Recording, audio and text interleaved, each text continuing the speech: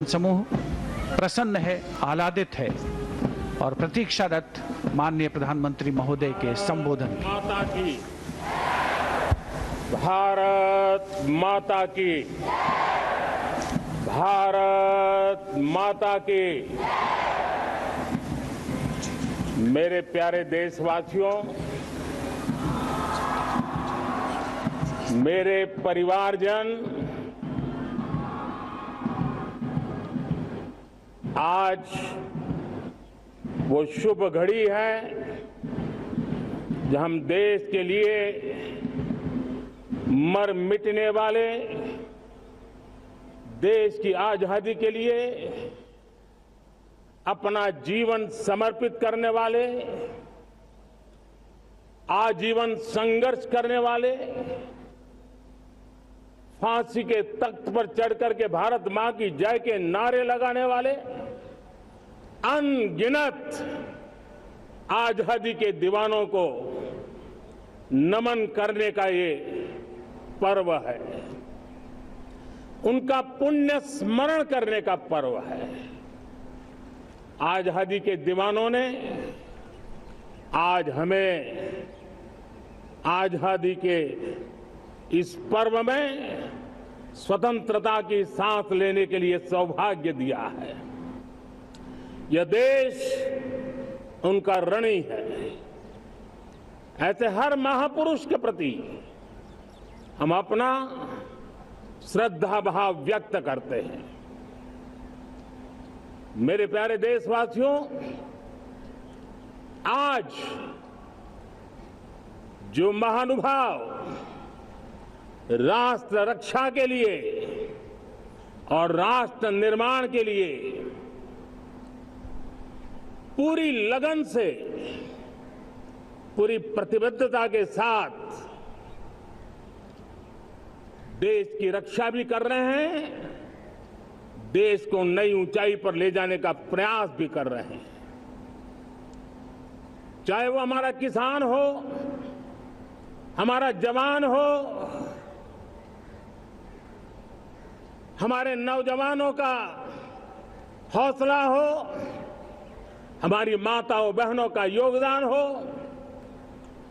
दलित हो, पीड़ित हो, शोषित हो, वंचित हो, अभावों के बीच भी स्वतंत्रता के प्रति उसकी निष्ठा, लोकतंत्र के प्रति उसकी श्रद्धा, ये पूरे विश्व के लिए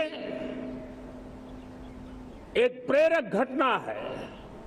मैं आज ऐसे सभी को आदरपूर्वक नमन करता हूं। प्यारे देशवासियों, इस वर्ष और पिछले कुछ वर्षों से प्राकृतिक आपदा के कारण हम सबकी चिंता बढ़ती चली जा रही है। प्राकृतिक आपदा में अनेक लोगों ने अपने परिवारजन खोए हैं, संपत्ति खोई है, राष्ट्र ने भी पारावार नुकसान भोगा है। मैं आज उन सब के प्रति अपनी संवेदना व्यक्त करता हूं और मैं उन्हें विश्वास दिलाता हूं कि यह देश इस संकट की घड़ी में उन सब के साथ खड़ा है। मेरे प्यारे देशवासियों, हम जरा आजादी के पहले के वो दिन याद करें। सैकड़ों साल की गुलामी, हर कालखंड संघर्ष का रहा। युवा हो, बुजुर्ग हो, किसान हो, महिला हो, आदिवासी हो, उन्होंने गुलामी के खिलाफ जंग लड़ते रहे, अविरत जंग लड़ते रहे। इतिहास गवाह है कि 1857 के स्वतंत्रता संग्राम जिसको हम याद करते हैं, उसके पूर्व भी हमारे देश के कई आदिवासी क्षेत्र थे जहां आजादी का जंग लड़ा जाता था। साथियों, गुलामी का इतना लंबा कालखंड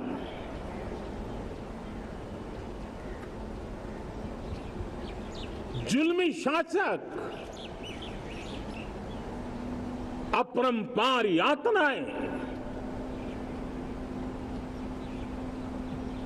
सामान्य से सामान्य मानवीयों का विश्वास तोड़ने की हर तरकीब है। उसके बावजूद भी उस समय की जनसंख्या के हिसाब से करीब 40 करोड़ देशवासी आजादी के पूर्व 40 करोड़ देशवासियों ने वो जज्बा दिखाया, वो सामर्थ्य दिखाया, वो एक सपना लेकर के चले, एक संकल्प लेकर के चलते रहे, जूझते रहे। एक ही स्वर था, वंदे मातरम। एक ही सपना था, भारत की आजादी का। 40 करोड़ देशवासियों ने, और हमें गर्व है कि हमारी रगों में उन्हीं का खून है। वो हमारे पूर्वज थे। सिर्फ 40 करोड़ लोगों ने दुनिया की महासत्ता को उखाड़ करके फेंक दिया था, गुलामी की जंजीरों को तोड़ दिया था। अगर हमारे पूर्वज, जिनका खून हमारी रगों में है, आज हम तो 140 करोड़ है। अगर 40 करोड़ गुलामी की बेड़ियों को तोड़ सकते हैं, अगर 40 करोड़ आजादी के सपने को पूर्ण कर सकते हैं, आजादी लेकर के रह सकते हैं, तो 140 करोड़ देश के मेरे नागरिक,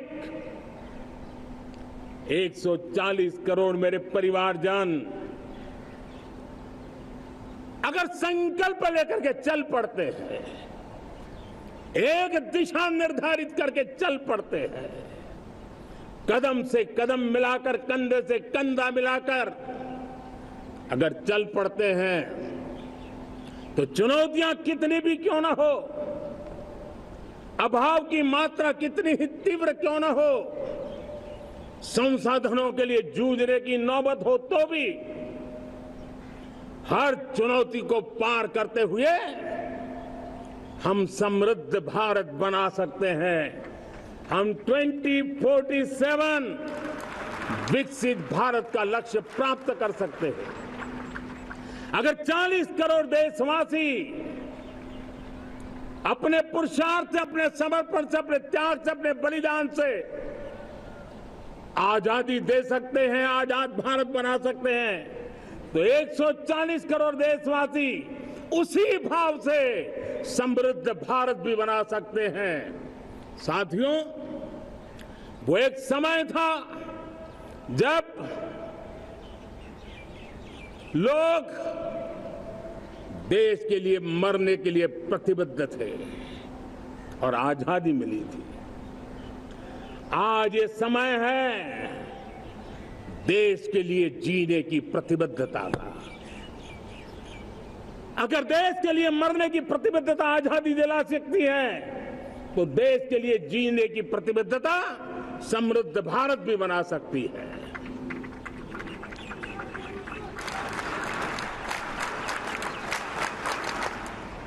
साथियों, विकसित भारत 2047 इस तरफ भाषण के शब्द नहीं है, इसके पीछे कठोर परिश्रम चल रहा है। देश के कोटि कोटि जनों के सुझाव लिए जा रहे हैं और हमने देशवासियों से सुझाव मांगे और मुझे प्रसन्नता है कि मेरे देश के करोड़ों नागरिकों ने विकसित भारत 2047 के लिए अनगिनत सुझाव दिए हैं। हर देशवासी का सपना उसमें प्रतिबिंबित हो रहा है, हर देशवासी का संकल्प उसमें झलकता है। युवा हो, बुजुर्ग हो, गांव के लोग हो, शहर के लोग हो, किसान हो, कामदार हो, दलित हो, आदिवासी हो, पहाड़ों में रहने वाले लोग हो, जंगल में रहने वाले लोग हो, शहरों में रहने वाले लोग हैं, हर किसी ने 2047 में जब देश आजादी का 100 साल मनाएगा तब तक विकसित भारत के लिए अनमोल सुझाव दिए हैं।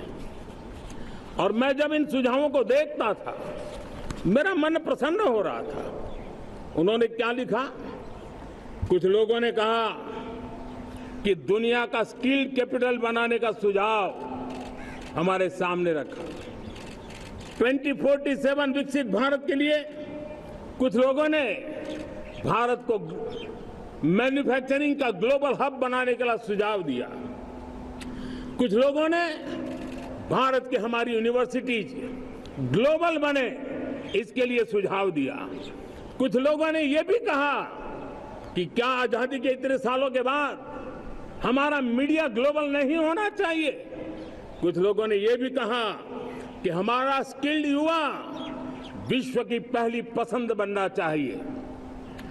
कुछ लोगों ने सुझाव दिया भारत को जल्द से जल्द जीवन के हर क्षेत्र में आत्मनिर्भर बनना चाहिए। कई लोगों ने सुझाव दिया कि हमारे किसान जो मोटा अनाज पैदा करते हैं, जिसको हम श्री अन्न कहते हैं, उस सुपर फूड को दुनिया के हर डाइनिंग टेबल पर पहुंचाना है। हमें विश्व के पोषण को भी बल देना है और भारत के छोटे किसानों को भी मजबूती देनी है। कई लोगों ने सुझाव दिया कि देश में स्थानीय स्वराज की संस्थाओं से लेकर के अनेक इकाइयां हैं, उन सब में गवर्नेंस के रिफॉर्म की बहुत जरूरत है। कई लोगों ने लिखा कि न्याय के अंदर जो विलंब हो रहा है उसके प्रति चिंता जाहिर की और ये भी कहा कि हमारे देश में न्याय व्यवस्था में रिफॉर्म की बहुत बड़ी जरूरत है। कई लोगों ने लिखा कि कई ग्रीनफील्ड सिटीज बनाने की अब समय की मांग है। किसी ने बढ़ती हुई प्राकृतिक आपदाओं के बीच शासन प्रशासन में कैपेसिटी बिल्डिंग के लिए एक अभियान चलाने का सुझाव दिया। बहुत सारे लोगों ने यह सपना भी देखा है कि अंतरिक्ष में भारत का स्पेस स्टेशन जल्द से जल्द बनना चाहिए। किसी ने कहा भारत की जो पारंपरिक ट्रेडिशनल मेडिसिन है, हमारी औषधि है, दुनिया जब आज होलिस्टिक हेल्थ केयर की तरफ जा रही है तब हमें भारत की पारंपरिक औषधियां और वेलनेस हब के रूप में भारत को विकसित करना चाहिए। कोई कहते हैं कि अब देर नहीं होनी चाहिए, भारत जल्द से जल्द दुनिया की तीसरी सबसे बड़ी इकोनॉमी बनना चाहिए। साथियों, मैं इसलिए पढ़ रहा था कि मेरे देशवासियों ने सुझाव दिए हैं, मेरे देश के सामान्य नागरिक ने ये सुझाव हमें दिए हैं। मैं समझता हूं जब देशवासियों की इतनी विशाल सोच हो, देशवासियों के इतने बड़े सपने हो, देशवासियों की इन बातों में जब संकल्प झलकते हो तब हमारे भीतर एक नया संकल्प दृढ़ बन जाता है, हमारे मन में आत्मविश्वास नई ऊंचाई पर पहुंच जाता है। और साथियों, देशवासियों का ये भरोसा सिर्फ कोई इंटेलेक्चुअल डिबेट नहीं है, ये भरोसा अनुभव से निकला हुआ है। ये विश्वास लंबे कालखंड के परिश्रम की पैदावार है और इसलिए देश का सामान्य मानव याद करता है जब लाल किले से कहा जाता है कि हिंदुस्तान के 18,000 गांवों में समय सीमा में बिजली पहुंचाएंगे और वो काम हो जाता है, तब भरोसा मजबूत हो जाता है। जब ये तय होता है कि आजादी के इतने सालों के बाद भी 2.5 करोड़ परिवार ऐसे हैं जहां बिजली नहीं है, वो अंधेरे में जिंदगी गुजारते हैं। 2.5 करोड़ घरों में बिजली पहुंच जाती है, तब सामान्य मानवीय का भरोसा बढ़ जाता है। जब बारीकी से स्वच्छ भारत की बात कही जाए, तब इस देश के अग्रिम पंक्ति में बैठे हुए लोग हो, गांव के लोग हो, गरीब बस्ती में रहने वाले लोग हो, छोटे छोटे बच्चे हो, हर परिवार के अंदर स्वच्छता का वातावरण बन जाए, स्वच्छता की चर्चा हो, स्वच्छता के संदर्भ में एक दूसरे को रोक टोकने का निरंतर प्रयास चलता रहे। मैं समझता हूं कि ये भारत के अंदर आई हुई नई चेतना का प्रतिबिंब है। जब देश के सामने लाल किले से कहा जाए कि आज हमारे परिवारों में 3 करोड़ परिवार ऐसे हैं जिनके घर में नल से जल मिलता है, आवश्यक है हमारे इन परिवारों को पीने का शुद्ध पानी पहुंचे। जल जीवन मिशन के तहत इतने कम समय में नए 12 करोड़ परिवारों को जल जीवन मिशन के तहत नल से जल पहुंच रहा है। आज 15 करोड़ परिवार इसके लाभार्थी बन चुके हैं। हमारे कौन लोग वंचित थे इन व्यवस्थाओं से, कौन पीछे रह गए थे? समाज के अग्रिम पंक्ति के लोग इसके लिए अभाव में नहीं जीते थे। मेरे दलित, मेरे पीड़ित, मेरे शोषित, मेरे आदिवासी भाई बहन, मेरे गरीब भाई बहन, मेरे झुग्गी झोपड़ी में जिंदगी गुजारने वाले लोग, वही तो इन चीजों के अभाव में जी रहे थे। हमने अनेक ऐसे प्राथमिक आवश्यकताओं की पूर्ति के लिए जो प्रयास किया और उसका परिणाम हमारे इन सारे समाज के बंधुओं को मिला है। हमने वोकल फॉर लोकल का मंत्र दिया। आज मुझे खुशी है कि वोकल फॉर लोकल ने अर्थतंत्र के लिए एक नया मंत्र बन गया है। हर डिस्ट्रिक्ट अपनी पैदावार के लिए गर्व करने लगा है। 1 डिस्ट्रिक्ट 1 प्रोडक्ट का माहौल बना है। अब 1 डिस्ट्रिक्ट 1 प्रोडक्ट को 1 डिस्ट्रिक्ट का 1 प्रोडक्ट एक्सपोर्ट कैसे हो, उस दिशा में हर जिले सोचने लगे हैं। रिन्यूएबल एनर्जी का संकल्प लिया था। G20 समूह के देशों ने जितना किया है उससे ज्यादा भारत ने किया है, और भारत ने ऊर्जा के क्षेत्र में आत्मनिर्भर बनने के लिए, ग्लोबल वार्मिंग की चिंताओं से मुक्ति पाने के लिए हमने काम किया है। साथियों, देश गर्व करता है आज जब फिनटेक की सफलता को लेकर पूरा विश्व भारत से कुछ सीखना समझना चाहता है, तब हमारा गर्व और बढ़ जाता है। साथियों, हम कैसे भूल सकते हैं कोरोना के वो संकट काल। विश्व में सबसे तेज गति से करोड़ों लोगों को वैक्सीनेशन का काम हमारे इसी देशों में हुआ। यही देश हैं जो कभी आतताई आतंकवादी हमें आकर के मार के चले जाते थे। जब देश की सेना सर्जिकल स्ट्राइक करती है, जब देश की सेना एयर स्ट्राइक करती है, तो देश के नौजवानों का सीना ऊंचा हो जाता है, तन जाता है, गर्व से भर जाता है। और यही बातें हैं जो आज 140 करोड़ देशवासियों का मन गर्व से भरा हुआ है, आत्मविश्वास से भरा हुआ है। साथियों, इन सारी बातों के लिए एक सुविचारित प्रयास हुआ है। रिफॉर्म की परंपरा को सामर्थ्य दिया गया है, नक्कर तरीकों के, नक्कर लक्ष्य को लेकर के। और जब राजनीतिक नेतृत्व की संकल्प शक्ति हो, दृढ़ विश्वास हो, जब सरकारी मशीनरी उसको लागू करने के लिए समर्पण भाव से जुट जाती है, और जब देश के हर नागरिक उस सपने को पूरा करने के लिए, जन भागीदारी करने के लिए, जन आंदोलन बनाने के लिए आगे आता है, तब हमें निश्चित परिणाम मिलता ही रहता है। मेरे प्यारे देशवासियों, हम ये न भूलें कि देश उस परिस्थितियों से भी दशकों तक भी आजादी के बाद समय बिताया है, जब होती है, चलती है। अरे यार ये तो चलेगा, अरे हमें क्या मेहनत करने की जरूरत है, अरे मामला है अगली पीढ़ी दिखेगी, अरे हमको मौका मिला है यार मौज कर लो, आगे वाला आगे का जाने, हमें क्या कर रहा है, हम अपना समय निकाल दे। अरे नया करने जाओगे कोई बवाल उठ जाए, पता नहीं क्यों देश में एक स्टेटस को का माहौल बन गया था, जो है उसी से गुजारा कर लो, यही का माहौल बन गया था। और लोग तो कहते हैं अरे भाई छोड़ो अब कुछ होने वाला नहीं है, चलो, ऐसा ही मन मर गया था। हमें इस मानसिकता को तोड़ना था, हमें विश्वास से भरना था, और हमने उस दिशा में प्रयास किया। कई लोग तो कहते थे अरे भाई अगली पीढ़ी के लिए काम हम अभी से क्यों करें, हम तो आज का देखें। लेकिन देश का सामान्य नागरिक ये नहीं चाहता था, वो बदलाव के इंतजार में था, वो बदलाव चाहता था, उसकी ललक थी, लेकिन उसके सपनों को किसी ने तवज्जो नहीं दी, उसकी आशा आकांक्षाओं को अपेक्षाओं को तवज्जो नहीं दी गई, और उसके कारण वो मुसीबतों को झेलते हुए गुजारा करता रहा, वो रिफॉर्म्स का इंतजार करता रहा। हमें जिम्मेदारी दी गई और हमने बड़े रिफॉर्म्स जमीन पर उतारे।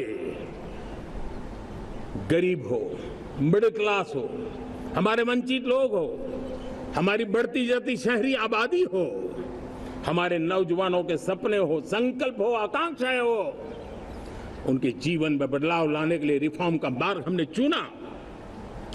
और मैं देशवासियों को विश्वास दिलाना चाहता हूं, रिफॉर्म के प्रति हमारी जो प्रतिबद्धता है वो पिंक पेपर के एडिटोरियल के लिए सीमित नहीं है। हमारे रिफॉर्म्स की ये प्रतिबद्धता है वो 4 दिन की वाहवाही के लिए नहीं है।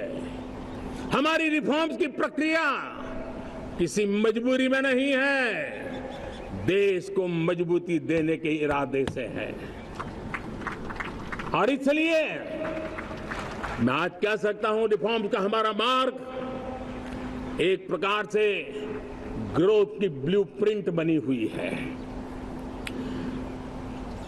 ये हमारा रिफॉर्म, ये ग्रोथ, ये बदलाव, ये सिर्फ डिबेट क्लब के लिए, इंटेलेक्चुअल सोसाइटी के लिए, एक्सपर्ट लोगों के लिए सिर्फ चर्चा का विषय नहीं है। साथियों, हमने राजनीतिक मजबूरी के कारण नहीं किया है।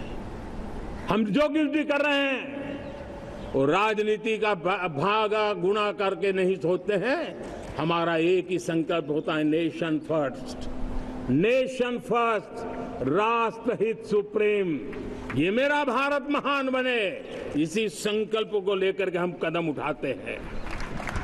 साथियों, जब रिफॉर्म की बात आती है, एक लंबा परिवेश है, अगर मैं उसकी चर्चा में चला जाऊंगा तो शायद घंटों निकल जाएंगे, लेकिन मैं छोटा सा उदाहरण देना चाहता हूं। बैंकिंग क्षेत्र में जो रिफॉर्म हुआ, आप सोचिए बैंकिंग क्षेत्र का क्या हाल था, न विकास होता था, न विस्तार होता था, न विश्वास बढ़ता था। इतना ही नहीं, जिस प्रकार की कारनामे चले उसके कारण हमारे बैंक संकटों से गुजर रहे थे। हमने बैंकिंग सेक्टर को मजबूत बनाने के लिए अनेकविध रिफॉर्म्स किए, और आज उसका कारण हमारी बैंक विश्व में जो इन्हीं गुनी मजबूत बैंक के हैं उसमें भारतीय बैंकों ने अपना स्थान बनाया है। और जब बैंक मजबूत होती है ना, तब फॉर्मल इकोनॉमी की ताकत भी बढ़ती है। जब बैंक की व्यवस्था बन जाती है, जब सामान्य खास करके मध्यम वर्ग के परिवार की जो रिक्वायरमेंट होती है उसको पूरा करने की सबसे बड़ी ताकत बैंकिंग सेक्टर में होती है। अगर उसको होम लोन चाहिए, उसको व्हीकल का लोन चाहिए, मेरे किसान को ट्रैक्टर के लिए लोन चाहिए, मेरे नौजवानों को स्टार्टअप के लिए लोन चाहिए, मेरे नौजवानों को कभी पढ़ने के लिए, एजुकेशन के लिए लोन चाहिए, किसी को विदेश जाने के लिए लोन चाहिए, ये सारी बातें उसे संभव होती है। मुझे तो खुशी है कि मेरे पशुपालक भी, मेरे मछली पालन करने वाले भाई बहन भी आज बैंकों से लाभ ले रहे हैं। मुझे खुशी है मेरे रेहड़ी पटरी वाले लाखों भाई बहन आज बैंक से साथ जुड़ करके अपनी नई ऊंचाइयों को प्राप्त कर रहे हैं और विकास की दिशा में वो भागीदार बन रहे हैं। हमारे एमएसएमईज, हमारे लघु उद्योग के लिए तो बैंक एक सबसे बड़ी सहायक होती है। उसको रोजमर्रा पैसों की जरूरत होती है अपने नित्य मर्जी पर प्रगति के लिए, और उस काम को हमारी मजबूत बैंकों के कारण संभव हुआ है। साथियों, दुर्भाग्य से हमारे देश में आजादी तो मिली, लेकिन लोगों को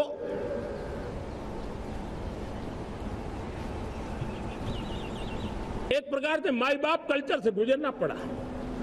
सरकार के पास मांगते रहो, सरकार के पास हाथ फैलाते रहो, किसी की सिफारिश के लिए रास्ते खोदते रहो, वही कल्चर डेवलप हुआ था। आज हमने गवर्नेंस के इस मॉडल को बदला है। आज सरकार खुद लाभार्थी हितार्थी के पास जाती है।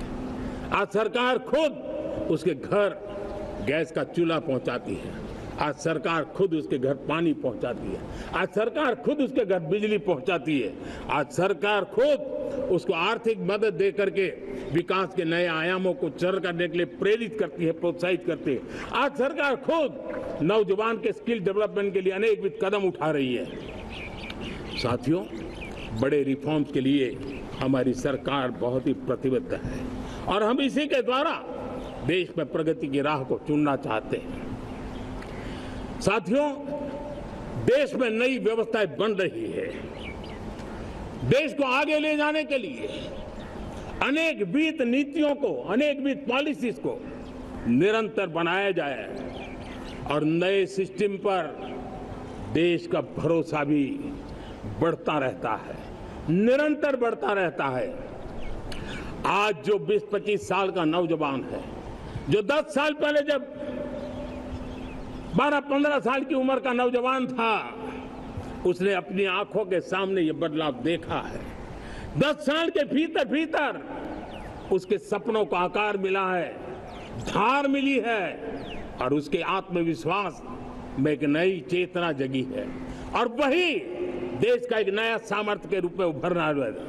आज विश्व भर में भारत की साख बढ़ी है, भारत के प्रति देखने का नजरिया बदला है। आज विश्व में युवाओं के लिए संभावनाओं के द्वार खुले हैं। रोजगार के अनगिनत नए अवसर जो शायद आजादी के इतने सालों के बाद भी नहीं आए थे, वो आज उनके दरवाजे पर दस्तक दे रहे हैं। संभावनाएं बढ़ती गई हैं, नए मौके बन रहे हैं। मेरे देश के युवाओं को अब धीरे धीरे चलने का इरादा नहीं है। मेरा देश का नौजवान इंक्रीमेंटल प्रगति में विश्वास नहीं करता। मेरा देश का नौजवान छलांग मारने के मूड में है। वो छलांग मार के नई सिद्धियों को प्राप्त करने के मूड में है। मैं कहना चाहूंगा, भारत के लिए गोल्डन एरा है। वैश्विक परिस्थितियों की तुलना में भी देखें, ये गोल्डन एरा है। ये हमारा स्वर्णिम कालखंड है।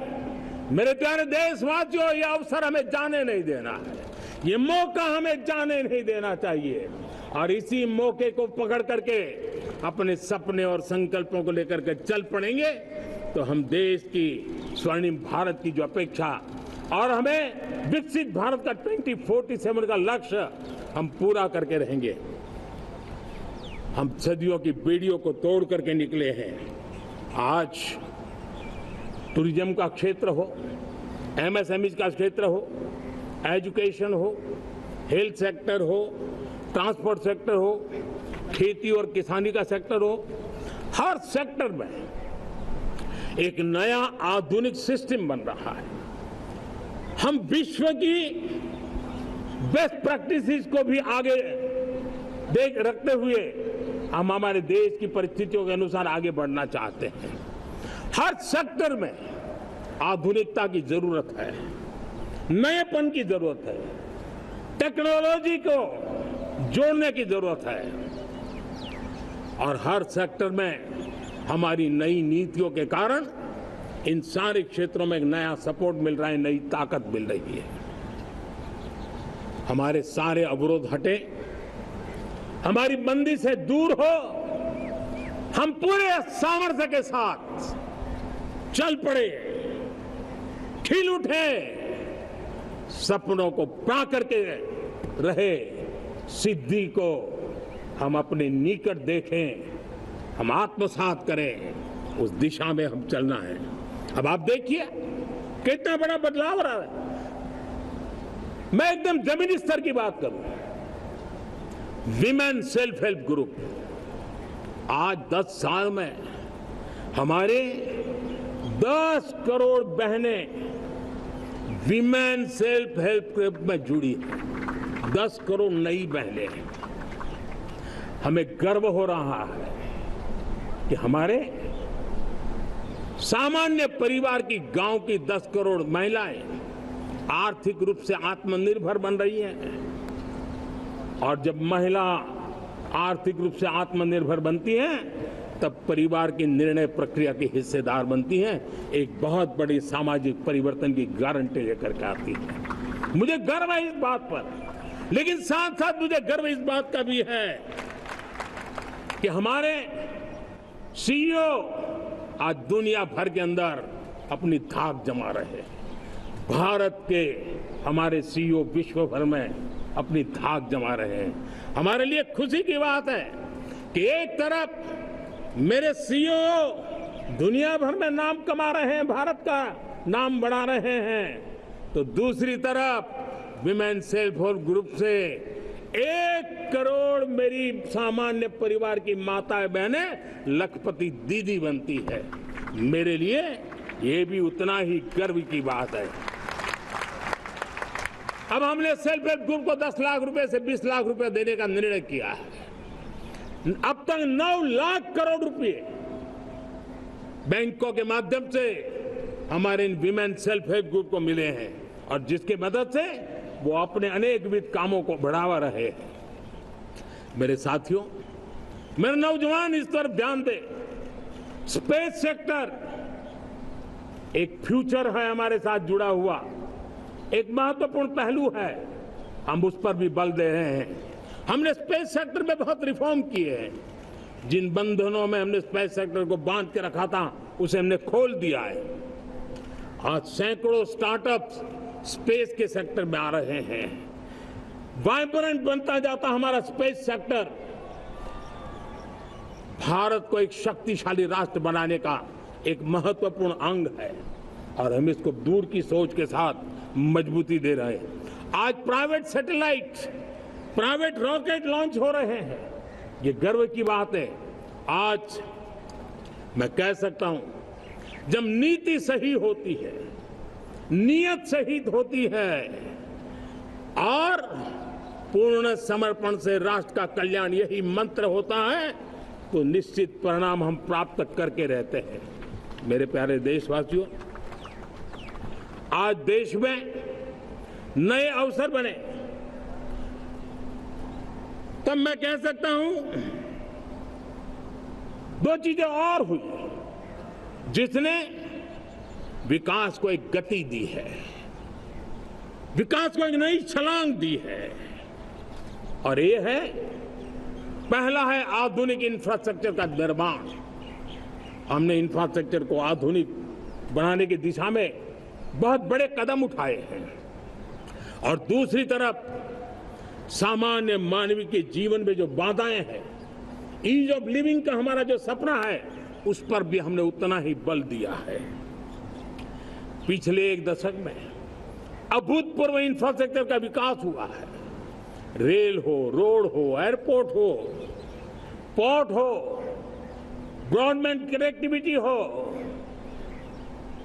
गांव-गांव नए स्कूल बनाने की बात हो, जंगलों में स्कूल बनाने की बात हो, दूर सुदूर इलाकों में अस्पताल बनाने की बात हो, आरोग्य मंदिर बनाने की बात हो, मेडिकल कॉलेजों का काम हो, आयुष्मान आरोग्य मंदिरों का निर्माण चलता हो, 60,000 से ज्यादा अमृत सरोवर बने हो, 2 लाख पंचायतों तक ऑप्टिकल फाइबर नेटवर्क पहुंचा हो, नहरों का एक बहुत बड़ा जाल बिछाया जा रहा हो, 4 करोड़ पक्के घर बनना, गरीबों को एक नया आश्रय मिलना, 3 करोड़ नए घर बनाने के संकल्प के साथ आगे बढ़ने की हमारी कोशिश हो। हमारा पूर्वी भारत, नॉर्थ ईस्ट, उसका इलाका आज इंफ्रास्ट्रक्चर के लिए जाने जाना लगा है। और हमने ये जो कायाकल्प किया है उसका सबसे बड़ा लाभ समाज के उन वर्गों तक हम पहुंचे हैं जो ग्रामीण सड़कें वहां बनी है जिनकी तरफ कोई देखता नहीं था, जिस इलाकों को नहीं देखता था, जिन गांवों को नहीं देखता था। दलित हो, पीड़ित हो, शोषित हो, वंचित हो, पिछड़े हो, आदिवासी हो, जंगल में रहने वाले हो, दूर सुदूर पहाड़ों में रहने वाले हो, सीमावर्ती स्थान पर रहने वाले हो, हमने उनकी आवश्यकता की पूर्ति की है।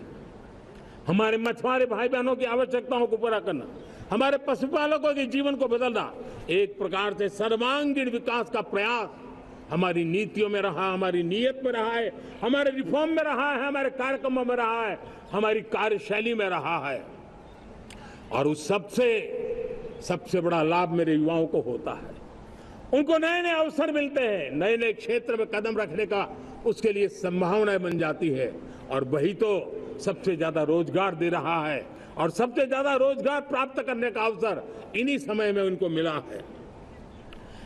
हमारा जो मध्यम वर्गीय परिवार है, मध्यम वर्गीय परिवार को क्वालिटी ऑफ लाइफ वो स्वाभाविक उसकी अपेक्षा रहती है। वो देश के लिए बहुत देता है, तो देश का भी दायित्व है कि उसकी जो क्वालिटी ऑफ लाइफ में जो उसकी अपेक्षाएं हैं, सरकार की कठिनाइयों से मुक्ति की उसकी जो अपेक्षाएं हैं, उसको पूर्ण करने के लिए हम निरंतर प्रयास करते हैं। और मैंने तो सपना देखा है कि 2047 जब विकसित भारत का सपना होगा तो उसकी एक इकाई ये भी होगी कि सामान्य मानव के जीवन में सरकार की दखलें कम हो, जहां सरकार की जरूरत हो वहां अभाव न हो, और जहां सरकार की बेकारण प्रभाव भी न हो, इस प्रकार की व्यवस्था पर हम प्रतिबद्ध हैं।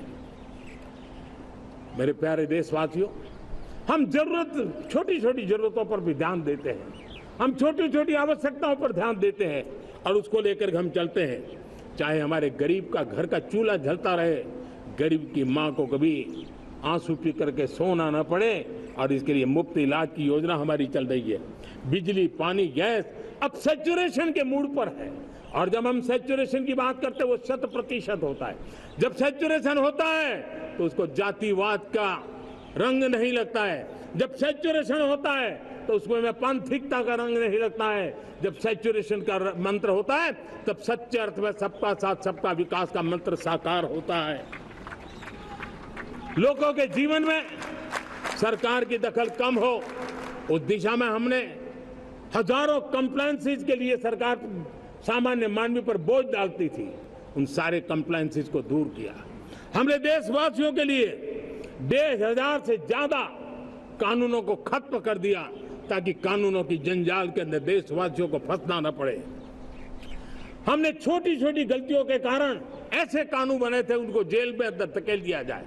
हमने उन छोटे छोटे कारणों से जेल जाने के जो परंपराएं थी उन सारे कानूनों को नष्ट कर दिया और उसको कानूनों को जेल भेजने के प्रावधान को व्यवस्था से बाहर कर दिया है।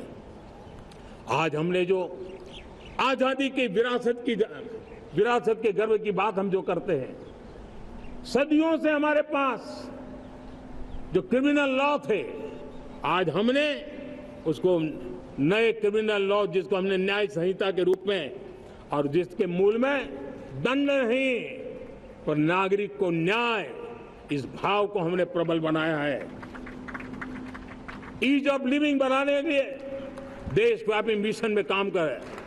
हर लेवल पर मैं सरकार के प्रतिनिधियों का आह्वान करता हूं। मैं जनप्रतिनिधि, वो किसी भी दल के क्यों न हो, किसी भी राज्य के क्यों न हो, सबसे आग्रह करता हूं कि हमने एक मिशन मोड में ईज ऑफ लिविंग के लिए कदम उठाने चाहिए।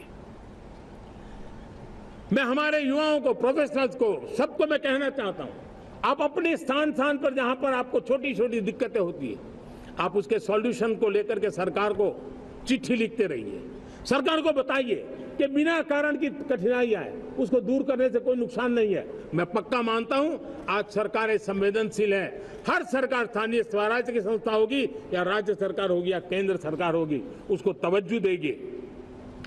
गवर्नेंस में रिफॉर्म्स, ये हमें विकसित भारत 2047 के सपने के लिए हमने उसको जोर लगा करके आगे बढ़ाना होगा, ताकि सामान्य मानवी के जीवन में अवकाश ही अवकाश पैदा हो, रुकावटें खत्म ही खत्म होती चली जाए। नागरिकों का डिग्निटी ऑफ सिटीजन, नागरिकों के जीवन में सम्मान मिले। डिलीवरी के संबंध में कभी किसी को ये कहने की नौबत ना आया कि ये तो मेरा हक था कि मुझे मिला नहीं, उसको खोजना न पड़े। सरकार के गवर्नेंस में डिलीवरी सिस्टम को और मजबूती चाहिए।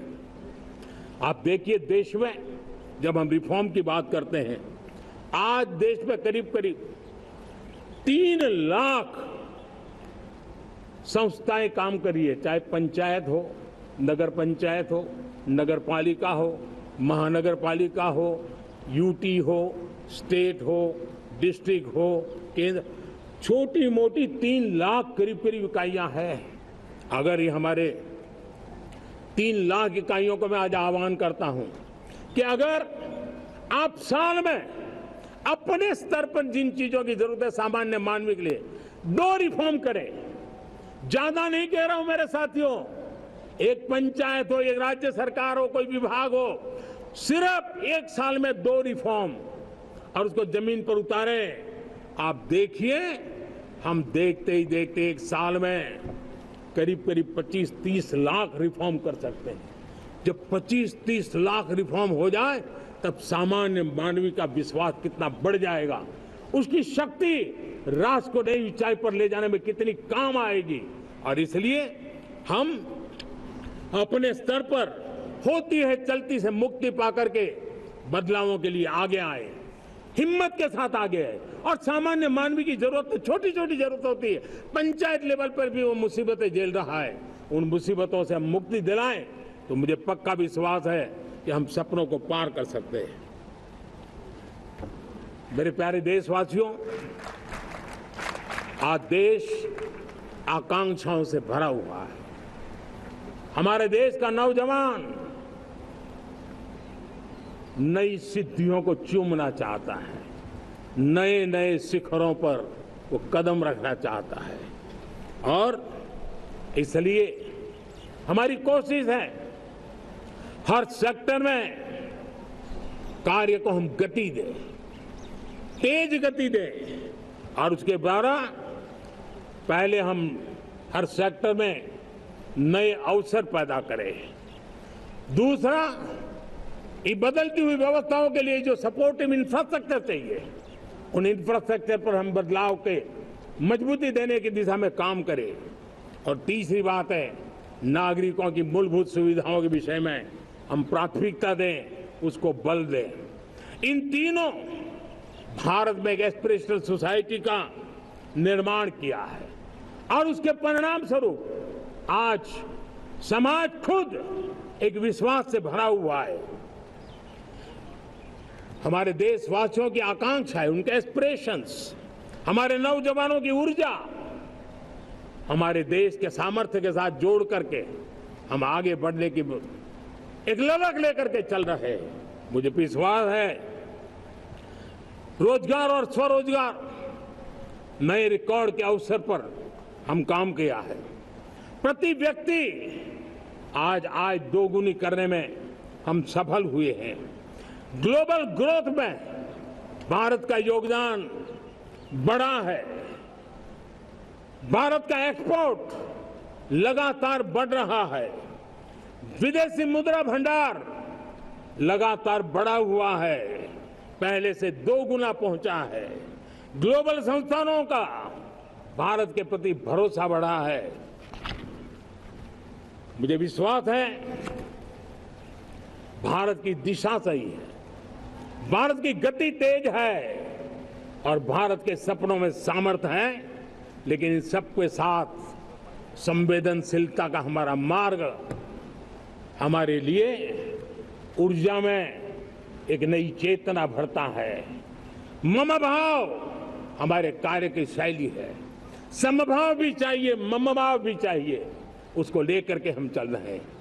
साथियों, मैं जब कोरोना काल को याद करता हूं, कोरोना की वैश्विक महामारी के बीच सबसे तेजी से इकोनॉमी को बेहतर बनाने वाला कोई देश है तो वो देश भारत है। तब लगता है कि हमारी दिशा सही है। जब जात पात मत पंथ ऊपर उठकर हर घर तिरंगा फहराया जाता है, तब लगता है देश की दिशा सही है। आज पूरा देश तिरंगा है, हर घर तिरंगा है, न कोई जात है, न कोई पात है, न कोई ऊंच है, न कोई नीच है, सभी भारतीय है। यही तो हमारी दिशा की ताकत है। जब हम 25 करोड़ लोगों को गरीबी से बाहर निकालते हैं, तब हमारा विश्वास पक्का हो जाता है कि हमने गति को बराबर मेंटेन किया है और सपनों को साकार करना दूर नहीं है। जब 100 से अधिक आकांक्षी जिले अपने अपने राज्य के अच्छे जिलों की स्पर्धा कर रहे हैं, बराबरी करने लगे हैं, तो हमें लगता है कि हमारी दिशा और गति दोनों सामर्थ्यवान है। जब हमारे उन आदिवासी साथियों को वो मदद मिलती है, पीएम जनमन के द्वारा उनको जो योजनाएं पहुंची थी, आबादी बहुत छोटी है, लेकिन बहुत दूर सुदूर इलाकों में छुटपुट परिवार रहते हैं, हमने उनको खोज के निकाला है, उनके लिए चिंता की है। तब लगता है कि संवेदनशीलता से जब काम करते हैं तब संतोष कितना मिलता है। वर्किंग वुमेन के लिए पेड मैटरनिटी लीव 12 हफ्ते से बढ़ा करके 26 हफ्ते कर देते हैं। तब सिर्फ नारी का सम्मान ही करते इतना नहीं है, नारी के प्रति संवेदनशील भाव से निर्णय करते इतना नहीं, लेकिन उसके गोद में जो बच्चा पला है ना, उसको एक उत्तम नागरिक बनाने के लिए माँ की जो जरूरत है उसमें सरकार रुकावट न बने, इस संवेदनशील भावना से उस निर्णय को हम करते हैं। जब मेरे दिव्यांग भाई बहन भारतीय साइन लैंग्वेज की बात हो या तो सुगम्य भारत का अभियान हो, उसको लगता है कि अब मेरी भी डिग्निटी है, मेरे प्रति देश के नागरिक सम्मान के भाव से देखता है। और पैरालंपिक में तो हमारे खिलाड़ी नई नई ताकत दिखाने लगे हैं। तब लगता है कि ये जो मेरा मम भाव है, हम सबका मम भाव है, उसकी ताकत नजर आती है। हमारे ट्रांसजेंडर समाज के प्रति हम जिस संवेदना के साथ निर्णय बना रहे हैं, हम नए नए कानून बना रहे हैं, उनको सम्मान का जीवन देने के लिए हम प्रयास कर रहे हैं, तब बदलाव की हमारी दिशा सही दिखता है। सेवा भाव से किए गए इन कामों का, जो त्रिविध मार्गों से हम चले हुए, इन कामों का एक सीधा सीधा लाभ आज उसके परिणाम के रूप में हमें नजर आ रहा है। 60 साल बाद लगातार तीसरी बार आपने हमें देश सेवा का मौका दिया है। मेरे 140 करोड़ देशवासी, आपने जो आशीर्वाद दिए हैं, उस आशीर्वाद में मेरे लिए एक ही संदेश है, जन जन की सेवा, हर परिवार की सेवा, हर क्षेत्र की सेवा, और सेवा भाव से समाज की शक्ति को साथ लेकर के विकास की नई ऊंचाइयों पर पहुंचना। 2047 विकसित भारत के सपने को लेकर के चलना, उसी एक संदेश को लेकर मैं आज लाल किले की प्राचीर से हमें आशीर्वाद देने के लिए मैं कोटि कोटि देशवासियों का सर झुका करके आभार व्यक्त करता हूं। मैं उनके प्रति नतमस्तक होता हूं और मैं उनको विश्वास दिलाता हूं कि हमें नई ऊंचाइयों को नए जोश के साथ आगे बढ़ना है। हमें सिर्फ जो हो गया है वो संतोष मान करके बैठने वाले हम लोग नहीं हैं, वो हमारे संस्कार में नहीं है।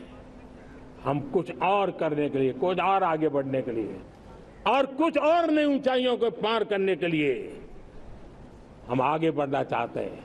विकास को, समृद्धि को, सपनों को साकार करने को, संकल्प को लिए जीवन खपाने को हम अपना स्वभाव बनाना चाहते हैं, देशवासियों का स्वभाव बनाना चाहते हैं। मेरे प्यारे देशवासियों, आज नई शिक्षा नीति बहुतेक मात्राओं में कई राज्यों ने उसको अच्छा इनिशिएटिव लिए है और उसके कारण आज एक 21वीं सदी के अनुरूप हमारी शिक्षा व्यवस्था को जो हम बल देना चाहते हैं और विकसित भारत के सपने के लिए जिस प्रकार से मानव समूह तैयार करना चाहते हैं, नई शिक्षा नीति बहुत बड़ी भूमिका अदा। मैं नहीं चाहता हूं कि मेरे देश के नौजवानों को अब विदेशों में पढ़ने के लिए मजबूर होना पड़े। मध्यम वर्गीय परिवार के लाखों करोड़ों रुपया बच्चों को विदेश पढ़ने के लिए भेजने में खर्च हो जाए। हम यहां ऐसी शिक्षा व्यवस्था का विकसित करना चाहते हैं कि मेरे देश के नौजवानों को विदेश जाना न पड़े, मेरे मध्यम वर्गीय परिवारों को लाखों करोड़ रुपया खर्च करना न पड़े। इतना ही नहीं, ऐसे संस्थान निर्माण हो ताकि विदेशों से लोग भारत के अंदर उनका मुंह मोड़े। अभी अभी हमने बिहार का हमारा गौरवप्रद इतिहास रहा है, नालंदा यूनिवर्सिटी का पुनर्निर्माण किया है। फिर से एक बार नालंदा यूनिवर्सिटी काम करना शुरू कर दिया है, लेकिन हमें शिक्षा के क्षेत्र में फिर से एक बार सदियों पुराने उस नालंदा स्पिरिट को जगाना होगा, उस नालंदा स्पिरिट को जीना होगा, उस नालंदा स्पिरिट को लेकर के बड़े विश्वास के साथ विश्व की ज्ञान की परंपराओं को नई चेतना देने का काम हमें करना होगा। मुझे पक्का विश्वास है कि नई शिक्षा नीति ने मातृभाषा पर बल दिया है। मैं राज्य सरकारों से कहूंगा, मैं देश की सभी संस्थानों से कहूंगा कि भाषा के कारण हमारे देश की टैलेंट को रुकावट नहीं आनी चाहिए, भाषा अवरुद्ध नहीं होनी चाहिए। मातृभाषा का सामर्थ्य हमारे देश के छोटे छोटे गरीब से गरीब मां के बेटे को भी सपने पूरा करने का ताकत देता है।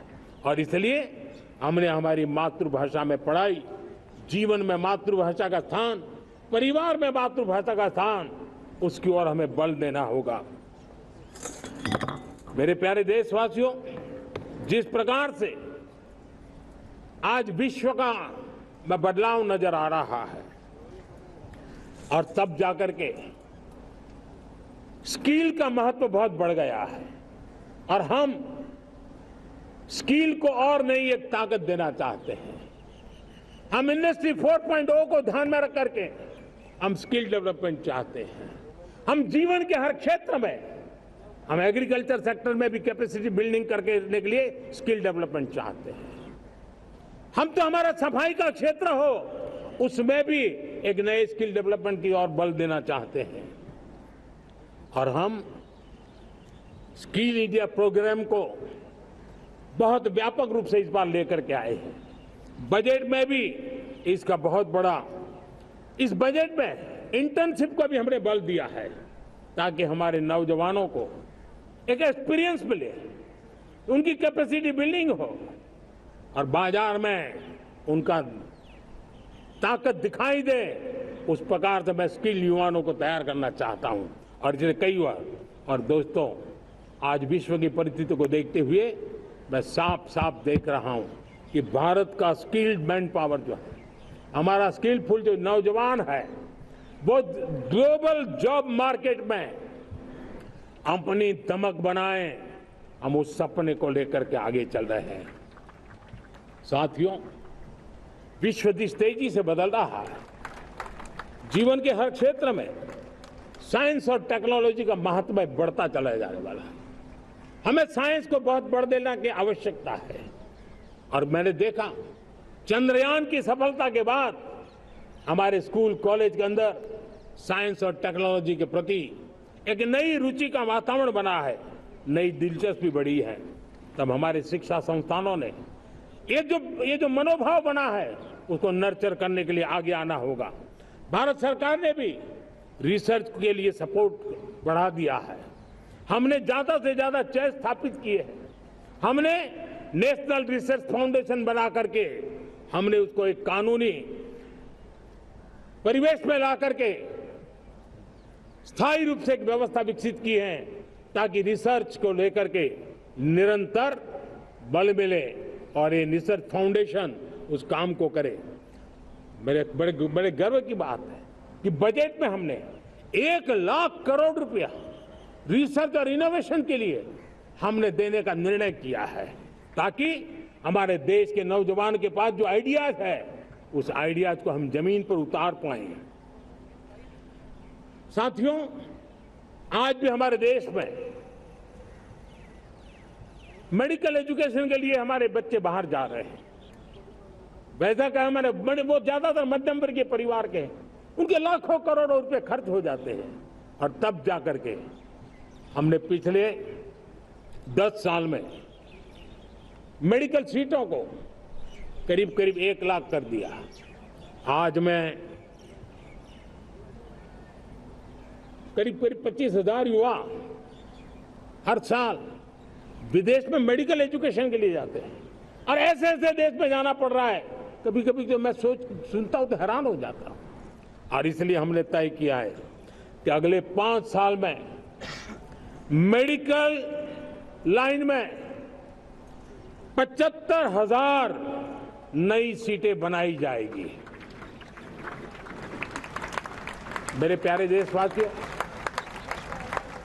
विकसित भारत 2047 वो स्वस्थ भारत भी होना चाहिए, और जब स्वस्थ भारत हो तो आज जो बच्चे हैं उनके पोषण पर आज से ही ध्यान देने की जरूरत है। और इसलिए हमने विकसित भारत की जो पहली पीढ़ी है उनकी तरफ विशेष ध्यान दे करके हमने पोषण का एक अभियान चलाया है।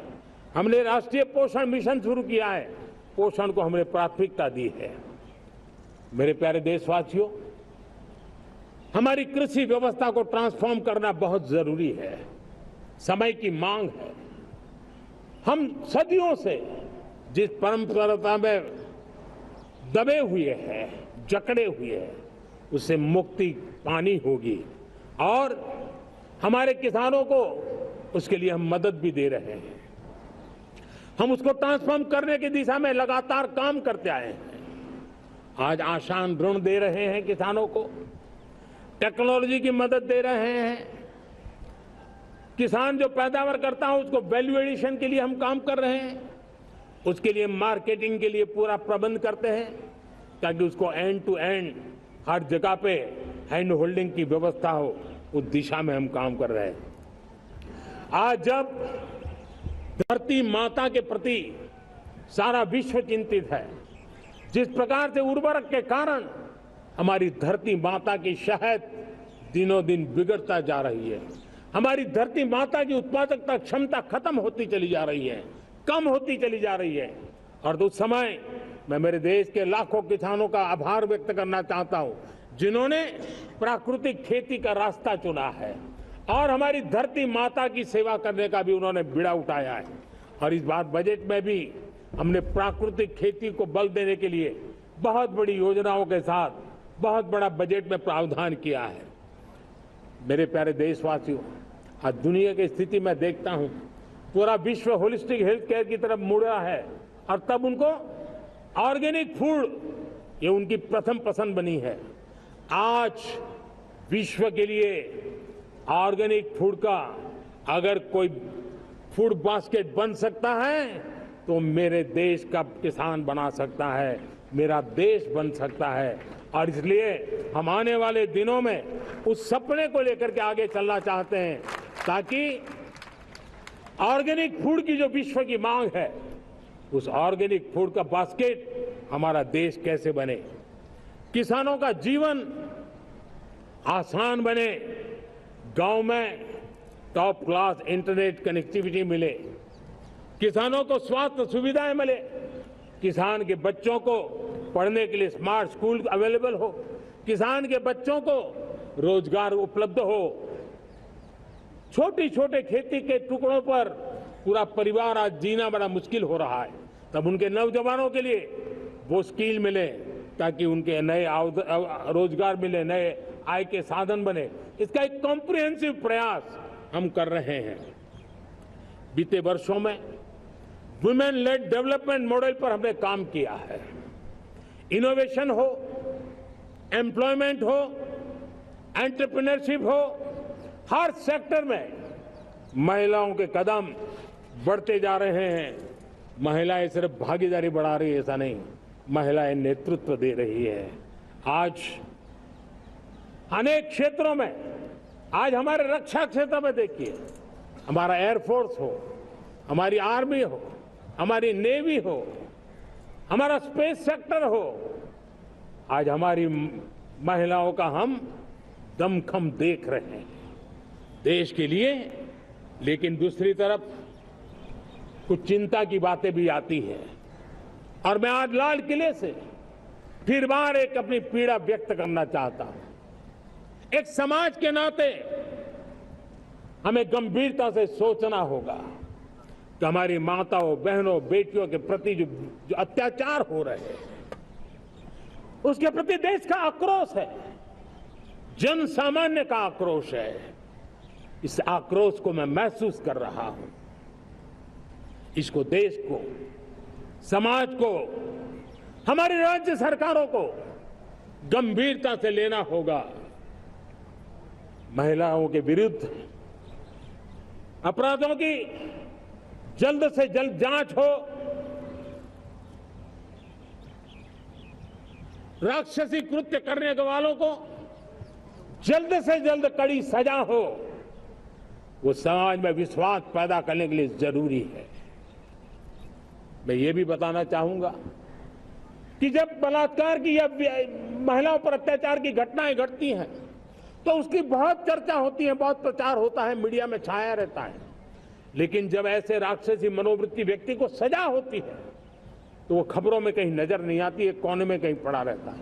अब समय की मांग है कि जिनको सजा होती है उसकी व्यापक चर्चा हो, ताकि ऐसा पाप करने वालों को भी डर पैदा हो कि ये पाप करने की हालत ये होती है कि फांसी पर लटकना पड़ता है। और मुझे लगता है कि ये डर पैदा करना बहुत जरूरी है। मेरे प्यारे देशवासियों, हमारे देश में ऐसी एक आदत बन गई थी स्वभाव से, हम देश को कम आंकना, देश के प्रति गौरव के भाव का अभाव होना, ये पता नहीं क्यों हमारे जहन में घुस गया था। और हम तो कभी कभी तो लेट आए तो कहते थे इंडियन आए, शर्म के साथ हम बोल देते थे। देश को इन चीजों से हमने बाहर लाने में सफलता पाई है। किसी जमाने में कहा जाता था अरे खिलौने भी बाहर से आते थे, वो दिन देखे हमने। आज मैं गर्व से कह सकता हूं कि मेरे देश के खिलौने दुनिया के बाजार में अपनी धमक लेकर के पहुंच गए। खिलौने हमारे एक्सपोर्ट होने शुरू हुए। तो एक जमाना था हम मोबाइल फोन इंपोर्ट करते थे, आज मोबाइल फोन का मैन्युफैक्चरिंग का इकोसिस्टम बना है, एक बहुत बड़ा हब बना है। और आज हम मोबाइल फोन दुनिया में एक्सपोर्ट करने लगे हैं। ये भारत की ताकत है। साथियों, भविष्य के साथ सेमीकंडक्टर जुड़ा हुआ है, आधुनिक टेक्नोलॉजी जुड़ी है, एआई जुड़ा हुआ है। हमने सेमीकंडक्टर मिशन पर काम शुरू किया है। हर उपकरण में मेड इन इंडिया चिप क्यों न हो, क्यों ये सपना मेरे देश का नौजवान देखे। टैलेंट यहाँ है, सारे इस प्रकार के रिसर्च काम हिंदुस्तान में होते हैं। तो अब प्रोडक्शन भी हिंदुस्तान में होगा, सेमीकंडक्टर का काम भी हिंदुस्तान में होगा। और हम एंड टू एंड सॉल्यूशन दुनिया को देने की ताकत रखते हैं और हम उसको साथियों, एक जमाना हमने देखा है 2G के लिए हम कैसा संघर्ष करते थे। आज हर उपकरण में हम देख रहे हैं, हम तेजी से आगे बढ़े। और 5G जिस तेजी से पूरे देश में रोल आउट हुआ, हिंदुस्तान के करीब करीब सभी क्षेत्रों में 5G पहुंच गया। वो विश्व में तेज गति से 5G पहुंचाने में हम आगे रहे। और देश साथियों, मैंने कहा हम रुकने वाले नहीं हैं। 5G पे रुक जाना हमें मंजूर नहीं है। हम 6G पर अभी से मिशन मोड में काम कर रहे हैं और विश्व में हम उसमें भी अपनी धमक जमाएंगे, ये मैं विश्वास से कहता हूं। मेरे प्यारे साथियों, डिफेंस सेक्टर हमारी आदत हो गई थी। डिफेंस बजट कितना ही क्यों न हो, लेकिन कभी कोई सोचता नहीं था कि डिफेंस बजट बढ़ा तो जाता कहां है। डिफेंस बजट विदेशों से खरीदी में चला जाता था। अब हम चाहते हैं हम आत्मनिर्भर बने। और मैं हमारी डिफेंस फोर्सेस का हृदय से धन्यवाद करता हूं। उन्होंने हजारों ऐसी चीजें लिस्ट कर दी है। उन्होंने तय किया है कि हम विदेश से नहीं लाएंगे। राष्ट्र के लिए जीना क्या कहते हैं ये हमारे सेना के जवानों ने दिखाया है और उसके कारण डिफेंस के सेक्टर में हम आत्मनिर्भर होते चले जा रहे हैं। आज डिफेंस मैन्युफैक्चरिंग में भारत की पहचान बनी है और मैं आज खुशी से कह सकता हूं कि जो देश कभी डिफेंस की हर छोटी मोटी चीज बाहर से लाता था, आज धीरे धीरे दुनिया के कई देशों में हम जो डिफेंस के इक्विपमेंट मैन्युफैक्चर कर रहे हैं वो हम एक्सपोर्ट करने लगे हैं। दुनिया में डिफेंस हब, मैन्युफैक्चरिंग हब के रूप में हम धीरे धीरे उभर रहे हैं। हम मैन्युफैक्चरिंग क्षेत्र को बढ़ावा देना चाहते हैं क्योंकि रोजगार के लिए सर्वाधिक आवश्यक है। आज पीएलआई स्कीम को बहुत बड़ी सफलता मिली है। एफडीआई रिफॉर्म्स उसने भी हमें बहुत बड़ी ताकत दी है। एमएसएमईज को बहुत बड़ा बल मिला है, नई व्यवस्थाएं विकसित हुई है और उसके कारण हमारा मैन्युफैक्चरिंग सेक्टर, हम दुनिया का एक मैन्युफैक्चरिंग हब बने। जिस देश के पास इतनी नौजवान शक्ति हो, जिस देश के अंदर ये सामर्थ्य हो, हम मैन्युफैक्चरिंग की दुनिया में भी इंडस्ट्री 4.0 में हम बहुत बड़ी ताकत के साथ आगे जाना चाहते हैं और इसके लिए आवश्यक स्किल डेवलपमेंट, उस पर भी हमने बल दिया है और स्किल डेवलपमेंट में भी हमने नए मॉडल तय किए हैं। हमने जन भागीदारी को जोड़ा है ताकि तुरंत रिक्वायरमेंट के अनुसार स्किल डेवलपमेंट हम कर सके। और मुझे विश्वास है, मैं लाल किले की प्राचीर से कह रहा हूं, वो दिन दूर नहीं होगा जो भारत इंडस्ट्रियल मैन्युफैक्चरिंग का हब होगा, दुनिया उसकी तरफ देखती होगी। आज विश्व की बहुत बड़ी कंपनियां भारत में निवेश करना चाहती हैं। ये चुनाव के बाद मैंने देखा, मेरे तीसरे कार्यकाल में जितने लोग मुझसे मिलने के लिए मांग कर रहे हैं वो ज्यादातर निवेशक लोग हैं, विश्व भर के निवेशक हैं। वो आना चाहते हैं, भारत में निवेश करना चाहते हैं। ये एक बहुत बड़ा गोल्डन अपॉर्चुनिटी है। मैं राज्य सरकारों से आग्रह करता हूं कि आप निवेशकों को आकर्षित करने के लिए स्पष्ट नीति निर्धारित कीजिए, गुड गवर्नेंस का आश्वासन दीजिए, लॉ एंड ऑर्डर सिचुएशन के लिए उनको भरोसा दीजिए। हर राज्य एक तंदुरुस्त स्पर्धा में आगे आए। राज्य के बीच निवेशकों को खींचने के लिए स्पर्धा होनी चाहिए निवेशकों को लिए, ताकि उनके राज्य में निवेशक आएंगे, उनके राज्य के नौजवानों को स्थानीय रूप से अवसर मिलेगा, रोजगार का अवसर मिलेगा। नीतियों में परिवर्तन लाना चाहिए तो ग्लोबल रिक्वायरमेंट के अनुसार नीतियों को राज्यों ने परिवर्तित करना चाहिए।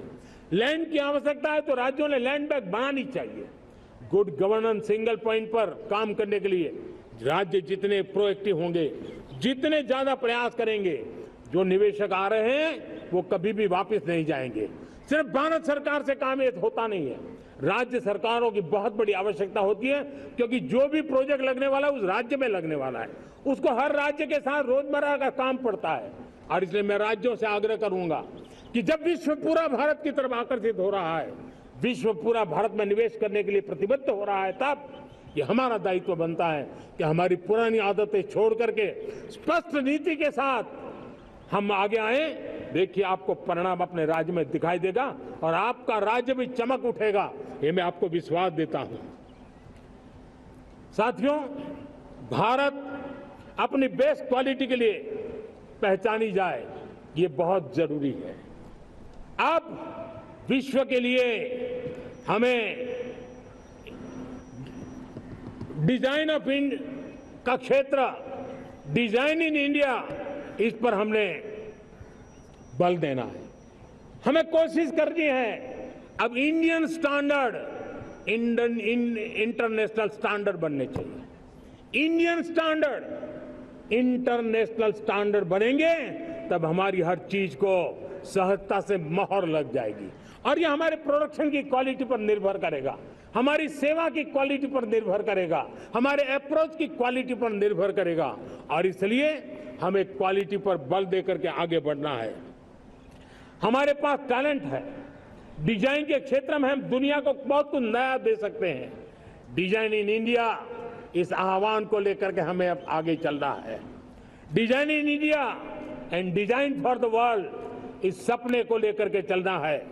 मैं देख रहा हूं गेमिंग की दुनिया का बहुत बड़ा मार्केट खड़ा हुआ है, लेकिन आज भी गेमिंग की दुनिया पर प्रभाव, खास करके उन खेलों को बनाने वाले लोग, प्रोडक्ट करने वाले लोग, विदेशी कमाई होती। भारत के पास बहुत बड़ी विरासत है। हम गेमिंग की दुनिया में बहुत नई टैलेंट को लेकर के आ सकते हैं।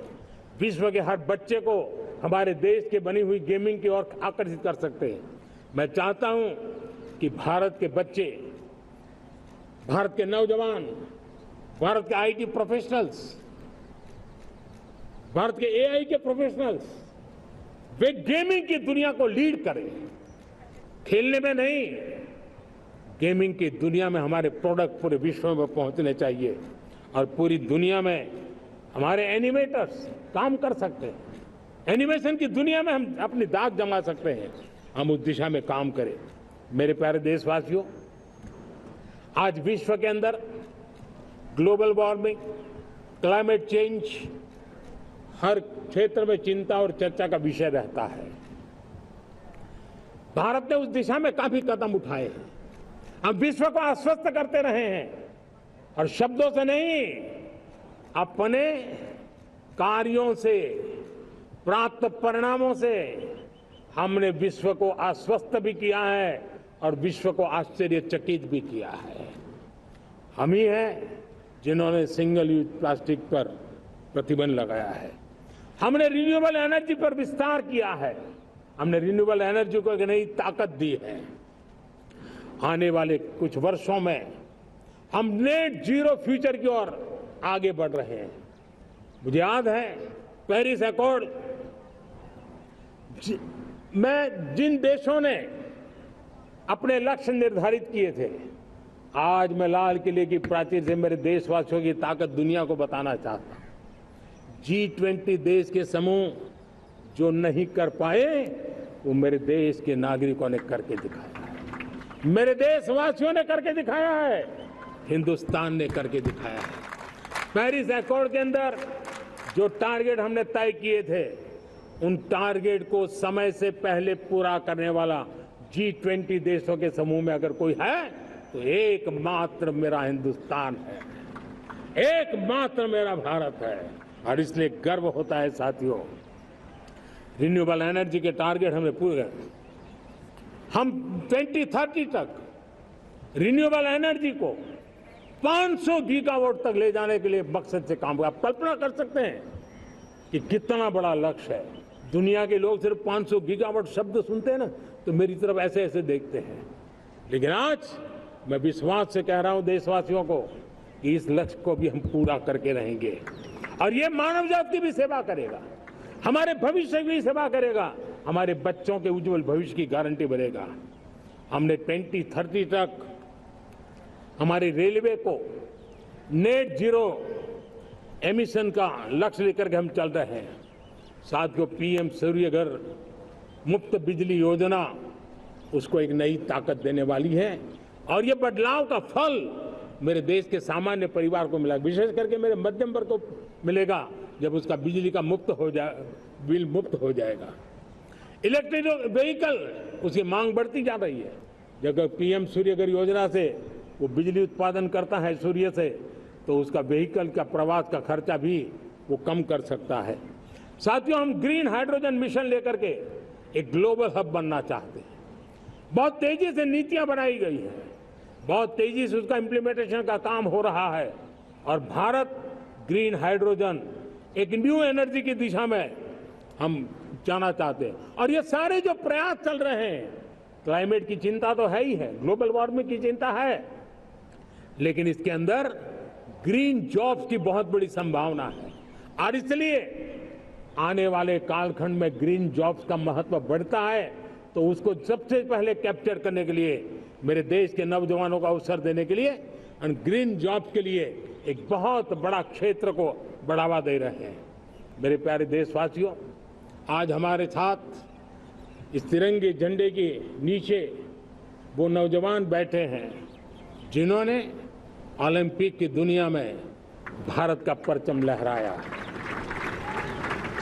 मैं मेरे देश के सभी एथलीट्स को, मेरे देश के सभी खिलाड़ियों को 140 करोड़ देशवासियों की तरफ से बधाई देता हूं और हम नए सपने, नए संकल्प, अत्यंतिक पुरुषार्थ के साथ नए लक्ष्यों को हासिल करने के लिए आगे बढ़ेंगे, ऐसा मैं विश्वास के साथ उनको शुभकामनाएं भी देता हूं। आने वाले कुछ दिनों में भारत की एक बहुत बड़ा दस्ता पैरालंपिक के लिए पेरिस जाने के लिए रवाना होगा। मैं मेरे सभी पैरालंपिक खिलाड़ियों को भी हृदय से बहुत बहुत शुभकामनाएं देता हूं। साथियों, भारत ने G20 को ऑर्गेनाइज किया, हिंदुस्तान के अनेक शहरों में ऑर्गेनाइज किया, 200 से ज्यादा इवेंट किए।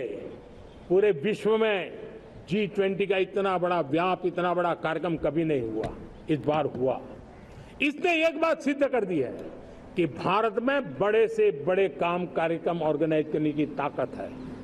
भारत को किसी को भी हॉस्पिटैलिटी का सामर्थ्य भारत में सबसे ज्यादा है।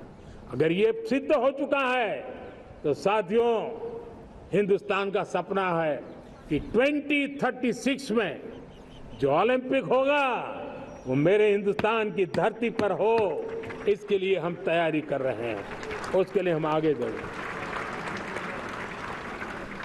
साथियों, समाज के आखिरी तबके के जो लोग हैं, ये हमारा सामाजिक दायित्व है।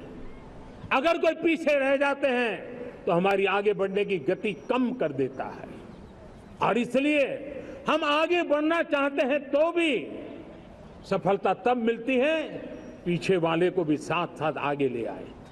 और इसलिए हम सबका दायित्व बनता है कि हमारे समाज में आज भी जो क्षेत्र पीछे रह गए हैं, जो समाज पीछे रह गए हैं, जो लोग पीछे रह गए हो, हमारे छोटे छोटे किसान हो, हमारे जंगलों में रहने वाले मेरे आदिवासी भाई बहन हो, हमारी माताएं बहनें हो, हमारे मजदूर हो, हमारे श्रमिक साथी हो, हमारे कामगार लोग हो, इन सबको हमें बराबरी में लाने के लिए, हमारे बराबर लाने के लिए भरपूर प्रयास करना है।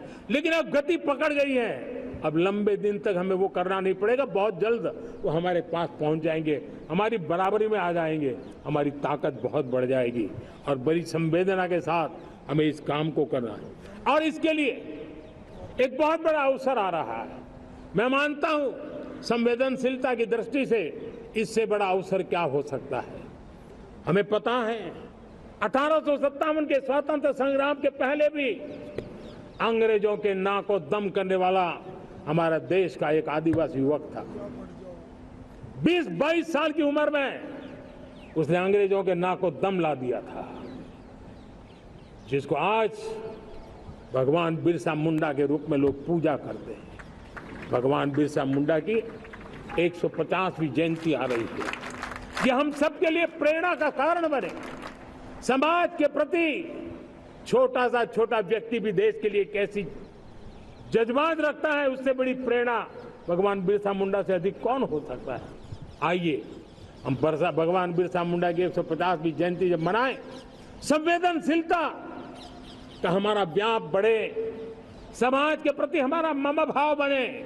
हम समाज के हर व्यक्ति को, गरीबों को, दलित को, पिछड़ों को, आदिवासियों को, हर एक को हम अपने साथ लेकर के चले। इस संकल्प को लेकर के चलना है। मेरे प्यारे देशवासियों, हम संकल्प के साथ तो बढ़ तो रहे हैं, बहुत आगे बढ़ रहे हैं, लेकिन ये भी सच है कि कुछ लोग होते हैं जो प्रगति देख नहीं सकते। कुछ लोग होते हैं जो भारत का भला सोच नहीं सकते हैं। जब तक खुद का भला न हो तब तक उनको किसी का भला अच्छा नहीं लगता है। ऐसी विकृत मानसिकता से भरे हुए लोगों की कमी नहीं होती है। देश को ऐसे लोगों से बचना होगा। वे निराशा की गर्त में डूबे हुए लोग हैं। ऐसे मुट्ठी भर निराशा की गर्त में डूबे हुए लोग, जब उनके गोद में विकृति पलती है तब वो विनाश का कारण बन जाती है, सर्वनाश का कारण बन जाती है, एनार्की का मार्ग ले लेती है, और तब देश को इतनी बड़ी हानि हो जाती है जिसकी भरपाई करने में हमें नए सिरे से मेहनत करनी पड़ती है। इसलिए ऐसे जो छुटपुट निराशावादी तत्व होते हैं वो सिर्फ निराशा इतना नहीं है, उनकी गोद में विकृति पल रही है। ये विकृति विनाश के, सर्वनाश के सपने देख रही है, ताने बाने जोड़ने की प्रयासों में लगी हुई है। देश को इसे समझना होगा। लेकिन मैं देशवासियों को कहना चाहता हूं कि हम हमारी नेक नीयत से, हमारी ईमानदारी से, राष्ट्र के प्रति हमारे समर्पण से हम सारी परिस्थितियों के बावजूद भी विपरीत मार्ग पर जाने वालों के लिए भी, उनके भी दिल जीत करके हम देश को आगे बढ़ने के हमारे संकल्प में कभी भी पीछे नहीं हटेंगे, ये मैं विश्वास दिलाना चाहता हूं। साथियों, चुनौतियां हैं, अनगिनत चुनौतियां हैं। चुनौतियां भीतर भी है, चुनौतियां बाहर भी है। और जैसे जैसे हम ताकतवर बनेंगे, जैसे जैसे हमारा तवज्जो बढ़ेगा, तो चुनौतियां भी बढ़ने वाली है, बाहर की चुनौतियां और बढ़ने वाली है। और मुझे उसका भली भांति अंदाज है। लेकिन मैं ऐसी शक्तियों को कहना चाहता हूं, भारत का विकास किसी के लिए संकट लेकर के नहीं आता। हम विश्व में समृद्ध थे, तब भी हमने कभी दुनिया को युद्ध में नहीं झोंका है। हम बुद्ध का देश है, युद्ध हमारी राह नहीं है। और इसलिए विश्व चिंतित न हो भारत के आगे बढ़ने से। मैं विश्व समुदाय को विश्वास दिलाता हूं कि आप भारत के संस्कारों को समझिए, भारत के हजारों साल के इतिहास को समझिए। आप हमें संकट मत मानिए, आप उन तरकीबों से न जुड़िए जिसके कारण पूरी मानव जात का कल्याण करने का सामर्थ्य जिस भूमि में है, उस भूमि को ज्यादा मेहनत करनी पड़े। लेकिन फिर भी मैं देशवासियों को कहना चाहता हूं, चुनौतियां कितनी ही क्यों न हो, चुनौती को चुनौती देना ये हिंदुस्तान की फितरत में है। न हम डिगेंगे, न हम थकेंगे, न हम रुकेंगे, न हम झुकेंगे। हम संकल्पों की पूर्ति के लिए 140 करोड़ देशवासियों का भाग्य बदलने के लिए, भाग्य सुनिश्चित करने के लिए, राष्ट्र के सपनों को साकार करने के लिए हम कोई कोर कसर नहीं छोड़ेंगे। हर बदनीयत वालों को हम हमारी नेक नीयत से जीतेंगे, ये मैं विश्वास देता हूं। मेरे प्यारे देशवासियों, समाज की मनोरचना में भी बदलाव कभी कभी बहुत बड़ी चुनौती का कारण बन जाता है। हमारा हर देशवासी भ्रष्टाचार की दिमक से परेशान रहा है। हर स्तर के भ्रष्टाचार ने सामान्य मानवीय का व्यवस्थाओं के प्रति विश्वास तोड़ दिया है। उसको अपनी योग्यता, क्षमता का प्रति अन्याय की जो गुस्सा होता है, वो राष्ट्र की प्रगति में नुकसान करता है। और इसलिए हमने व्यापक रूप से भ्रष्टाचार के खिलाफ एक जंग छेड़ा है। मैं जानता हूं इसकी कीमत मुझे चुकानी पड़ती है, मेरी प्रतिष्ठा को चुकानी पड़ती है, लेकिन राष्ट्र से बड़ी मेरी प्रतिष्ठा नहीं हो सकती है, राष्ट्र के सपनों से बड़ा मेरा सपना नहीं हो सकता। और इसलिए ईमानदारी के साथ भ्रष्टाचार के खिलाफ मेरी लड़ाई जारी रहेगी, तीव्र गति से जारी रहेगी और भ्रष्टाचारियों पर कार्रवाई जरूर होगी।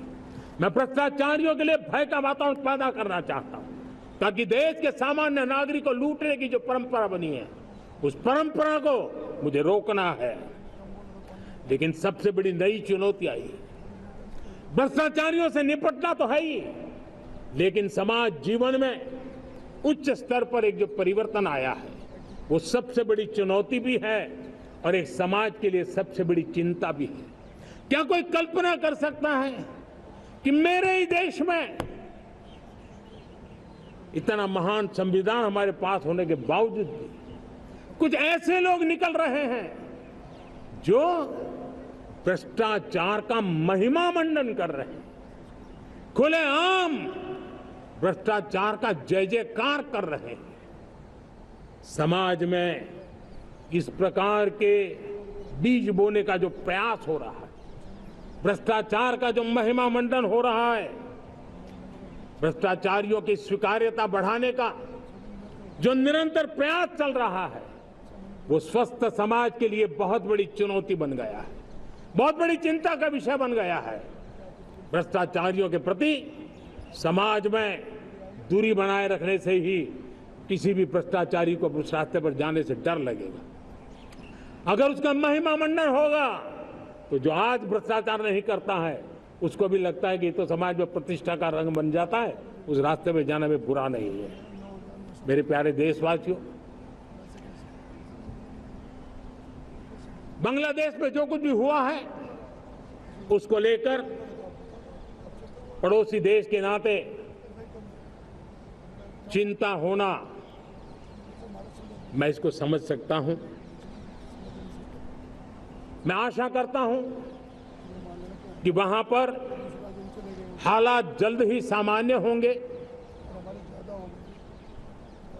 खास करके 140 करोड़ देशवासियों की चिंता कि वहां हिंदू, वहां के अल्पसंख्यक, उस समुदाय की सुरक्षा सुनिश्चित हो। भारत हमेशा चाहता है कि हमारे पड़ोसी देश सुख और शांति के मार्ग पर चले। शांति के प्रति हमारा कमिटमेंट है, हमारे संस्कार है। हम आने वाले दिनों में बांग्लादेश की विकास यात्रा में हमेशा हमारा शुभचिंतन ही रहेगा, क्योंकि हम मानव जाति की भलाई सोचने वाले लोग हैं। मेरे प्यारे देशवासियों, हमारे संविधान को 75 वर्ष हो रहे हैं। भारत के संविधान के 75 वर्ष की यात्रा देश को एक बनाना, देश को श्रेष्ठ बनाने में बहुत बड़ी भूमिका रही है। भारत के लोकतंत्र को मजबूती देने में हमारे देश के संविधान की बहुत बड़ी भूमिका रही। हमारे देश के दलित, पीड़ित, शोषित, वंचित को सुरक्षा देने का बहुत बड़ा काम हमारे संविधान ने किया है। अब जब संविधान के 75 वर्ष हम मनाने जा रहे हैं, तब हम देशवासियों ने संविधान में निर्दिष्ट कर्तव्य के भाव पर बल देना बहुत जरूरी है। और जब मैं कर्तव्य की बात करता हूं, तब मैं सिर्फ नागरिकों पर बोझ बनाना नहीं चाहता। कर्तव्य केंद्र सरकार के भी है, कर्तव्य केंद्र सरकार के हर मुलाजिम के भी है, कर्तव्य राज्य सरकारों के भी है, राज्य सरकार के हर मुलाजिम के हैं, कर्तव्य हर स्थानीय स्वराज संस्था के हैं, चाहे पंचायत हो, नगर पालिका हो, महानगर पालिका हो, तहसील हो, जिला हो, हर किसी के कर्तव्य है। लेकिन साथ साथ 140 करोड़ देशवासियों की कर्तव्य है। अगर हम सब मिल करके अपने कर्तव्यों का निर्वाह करेंगे तो हम अपने आप औरों के अधिकारों की रक्षा करने के लिए निमित्त बनेंगे। और जब कर्तव्य का पालन होता है तब अधिकारों की रक्षा निहित होती है, उसके लिए कोई अलग से प्रयास करने की जरूरत नहीं पड़ जाती है। मैं चाहता हूं कि हमारे इस भाव को लेकर हम चलेंगे, हमारा लोकतंत्र भी मजबूत होगा, हमारा सामर्थ्य और बढ़ेगा और हम एक नई शक्ति के साथ आगे बढ़ेंगे। मेरे प्यारे देशवासियों, हमारे देश में सुप्रीम कोर्ट ने बार बार यूनिफॉर्म सिविल कोड को लेकर जो चर्चा की है, अनेक बार आदेश दिए हैं, क्योंकि देश का एक बहुत बड़ा वर्ग मानता है और उसमें सच्चाई भी है कि जिस सिविल कोड को हम लेकर के जी रहे हैं, वो सिविल कोड सचमुच में तो एक प्रकार का कम्युनल सिविल कोड है, भेदभाव करने वाला सिविल कोड है। ऐसे सिविल कोड से जब संविधान के 75 वर्ष मना रहे हैं और संविधान की भावना भी जो हमें कहती है करने के लिए, देश की सुप्रीम कोर्ट भी हमें कहती है करने के लिए, और तब जो संविधान निर्माताओं का सपना था, उस सपने को पूरा करना हम सबका दायित्व है। और मैं मानता हूं इस गंभीर विषय पर देश में चर्चा हो, व्यापक चर्चा हो, हर कोई अपने विचारों को लेकर के आए और उन कानूनों को, जो कानून धर्म के आधार पर देश को बांटते हैं, जो ऊंच नीच का कारण बन जाते हैं, ऐसे कानूनों को आधुनिक समाज में कोई स्थान नहीं हो सकता है। और इसलिए मैं तो कहूंगा अब समय की मांग है कि देश में एक सेकुलर सिविल कोड हो। हमने कम्युनल सिविल कोड में 75 साल बिताए हैं, अब हमें सेक्युलर सिविल कोड की तरफ जाना होगा और तब जाकर के देश में धर्म के आधार पर जो भेदभाव हो रहे हैं, सामान्य नागरिक को जो दूरी महसूस होती है, उससे हमें मुक्ति मिलेगी। मेरे प्यारे देशवासियों, जब मैं देश में एक चिंता हमेशा कहता हूं, परिवारवाद, जातिवाद भारत के लोकतंत्र को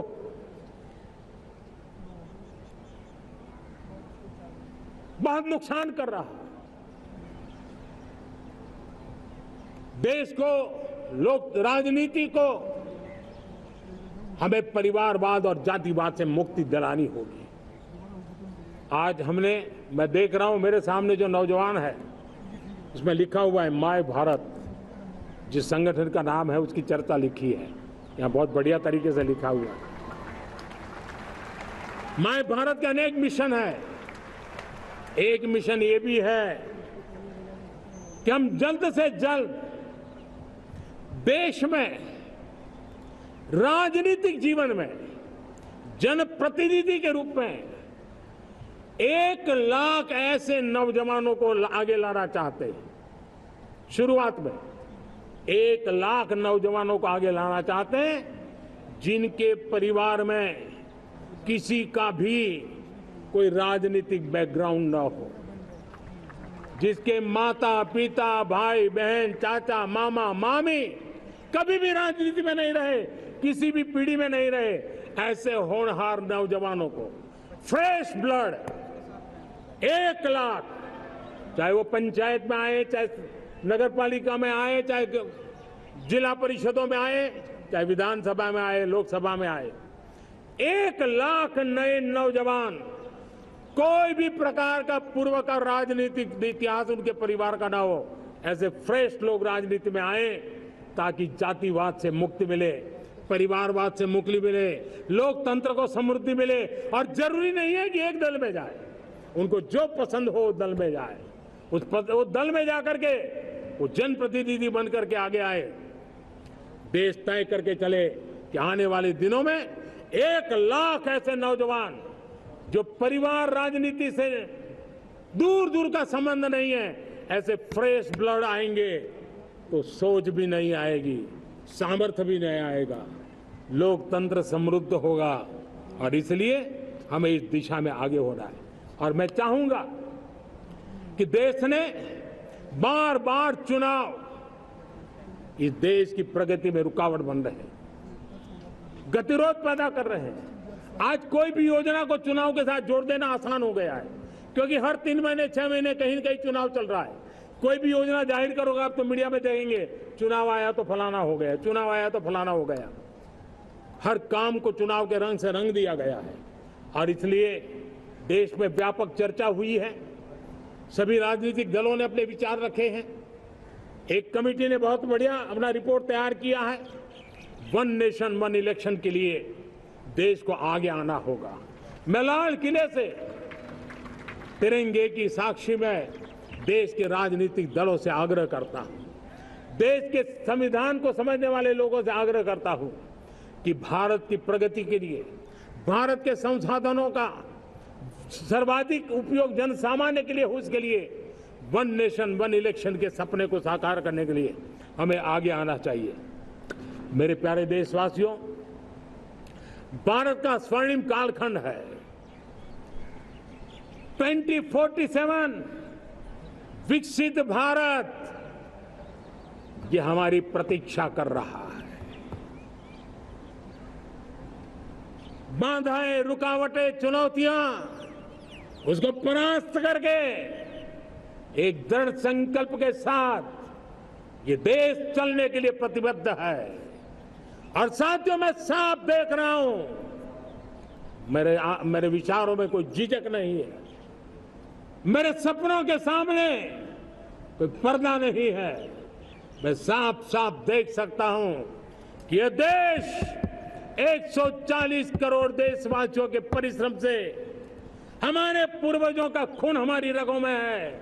अगर वो 40 करोड़ लोग आजादी के सपनों को पूर्ण कर सकते हैं तो 140 करोड़ देशवासी समृद्ध भारत के सपने को साकार कर सकते हैं। 140 करोड़ देशवासी विकसित भारत के सपने को साकार कर सकते हैं। और मैंने पहले भी कहा था कि मेरे तीसरे टर्म में देश तीसरी इकोनॉमी तो बनेगा ही, लेकिन मैं 3 गुना काम करूंगा, 3 गुना तेज गति से काम करूंगा, 3 गुना व्यापकता से काम करूंगा, ताकि देश के लिए जो सपने हैं वो बहुत निकट में पूरे हो। मेरा हर पल देश के लिए है, मेरा हर क्षण देश के लिए है, मेरा कण कण सिर्फ और सिर्फ मां भारती के लिए है।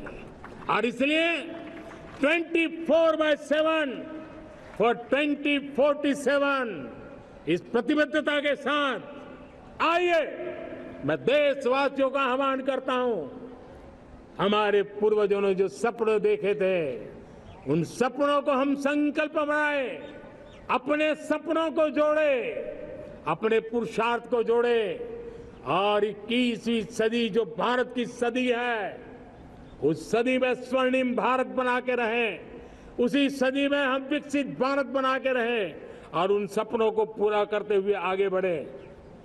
और स्वतंत्र भारत 75 साल की यात्रा के बाद एक नए मुकाम पर बढ़ रहा है, तब हम कोई कोर कसर न छोड़े। और मैं आपको विश्वास दिलाता हूं, आपने मुझे जो दायित्व दिया है मैं कोई कोर कसर नहीं छोड़ूंगा। मैं मेहनत में कभी पीछे नहीं रहूंगा, मैं साहस में कभी कतराता नहीं हूं, मैं चुनौतियों से कभी टकराते से डरता नहीं हूं। क्यों?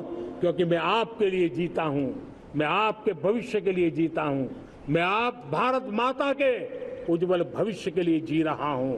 और उस सपनों को पूरा करने के लिए आज राष्ट्र ध्वज के छाया में, तिरंगे की छाया में दृढ़ संकल्प के साथ हम आगे बढ़े। इसी के साथ मेरे साथ बोलिए, भारत माता की, भारत माता की, भारत माता की, वंदे वंदे वंदे वंदे। जय हिंद, जय हिंद, जय हिंद।